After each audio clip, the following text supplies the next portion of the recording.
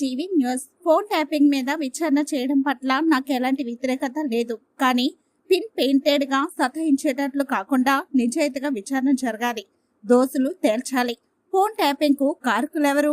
ఎన్ని ఫోన్లు చేయబడ్డాయి? ఎందుకు చేయబడ్డాయి? స్వేచ్ఛకు ఎలా భంగం కలిగింది? హక్కులు ఎలా భగ్నమయ్యాయి? అన్ని వివరాలు తేలవలసిందే. చట్టం దృష్టిలో అందరూ సమానమేనని, ఇలాంటి పనులు చేయొద్దని, ప్రజల హక్కులు కాల రాసే పని ఎవరు చేసినా ఇదే గతి పడుతుందని మెసేజ్ ఇచ్చేలా విచారణ ఉండాలి. గ్రామసభలకు వెళ్తే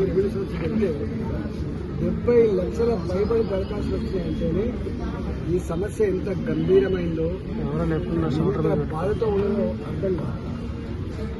ఆనాడు ఇదే రేవంత్ రెడ్డి గారు నాకు ఓట్లు వేయండి, ధరణి తీసుకుపోయి బంగాళాఖాతంలో కలిసి అన్ని సమస్యలకు సంవత్సరంలోకి పరిష్కరించాలని చెప్పి మాట ఇచ్చి ఇవాళ పరిష్కారం కాకపోగా హైదరాబాద్ చుట్టుపక్కల మొత్తం భూ మాఫియా, భూ కబ్జా కోడ్లు ఇచ్చలు చెందికి సామాన్యుల భూమిని అంతా కూడా కొట్టేస్తాం.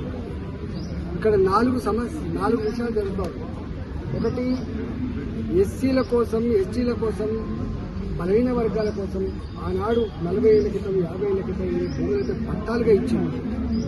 అలాంటి భూముల్ని రోడ్ల నిర్మాణం పేరిట, ఫార్మా సిటీల పేరిట, ఫోర్ట్ సిటీల పేరిట, లేదా ఇతర కార్యక్రమాల పేరిట వితౌట్ కంపన్సేషన్ తీసుకునేటప్పుడైతే కంపన్సేషన్ కూడా 2 కోట్ల విలువ, 3 కోట్ల విలువైన భూములకు 15 లక్షలు, 20 లక్షల రూపాయలు తీసుకునే పెద్ద సిస్టమ్ అయితే ఉందో ఇలా కన్నీళ్లు పెడతా ఉన్నారు. నేను ఒకటే అడుగుతున్నా, పక్క రాష్ట్రమైన ఆంధ్రప్రదేశ్లో కావచ్చు, కర్ణాటకలో కావచ్చు, అనేక రాష్ట్రాల్లో అసైన్ చేయబడ్డ భూములు 15 ఏళ్లకో 20 ఏళ్లకో పూర్తి హక్కులు కలిగిస్తున్నాగా మన దగ్గర ఇన్ని సంవత్సరాలు కలిసినప్పటికీ కూడా హక్కులు కలిగించకపోగా ఇలా అనేక రకాల కారణాల పేరిట గుండుకునేటువంటి నీచమైన పద్ధతి మంచిగా కాదు.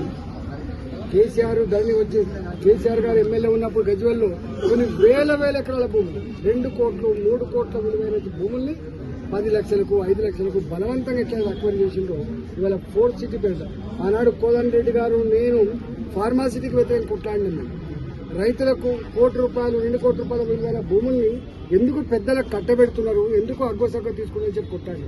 ఇవాళ మళ్ళా గదే పని తప్ప వీళ్ళకు భూముల మీద ప్రేమ కంటే, వాళ్ళ సంపాదన ప్రేమ కంటే పేదల భూములు సమస్యలు పరిష్కరించే తప్పని లేదని అర్థమవుతా ఉంది. ఒకవేళ ఈ ప్రభుత్వం కూడా ఆ ప్రభుత్వం లాగా చేస్తే కనుక తప్పకుండా ఆ సమస్యతోటి ఆ ప్రభుత్వం కూలిపోయింది. మళ్ళీ ఈ ప్రభుత్వం కూడా గది పడుతుంది. కాబట్టి ఇలా హైదరాబాద్ చుట్టుపక్కల భూ కబ్జాదారులు కానీ, ల్యాండ్ మాఫియాలు కానీ కట్టడి చేయాల్సి పోలీసులు, రెవెన్యూ అధికారులు, ప్రభుత్వంలోని పెద్దలు మిలాఖతైపోయి సామాన్యుల భూములు కొల్లగొడతాను. కాబట్టి వాటిని నివారించాలని చెప్పి మేము ఇక్కడ చెప్పడం జరిగింది. రెండవది, ఎప్పుడో కొనుక్కున్న భూములు ఇవాళ మళ్ళా ఈ ధర ప్రకారం రిజిస్ట్రేషన్ ఛార్జీలు కట్టాలనేటువంటి నీచమైన ఆలోచన.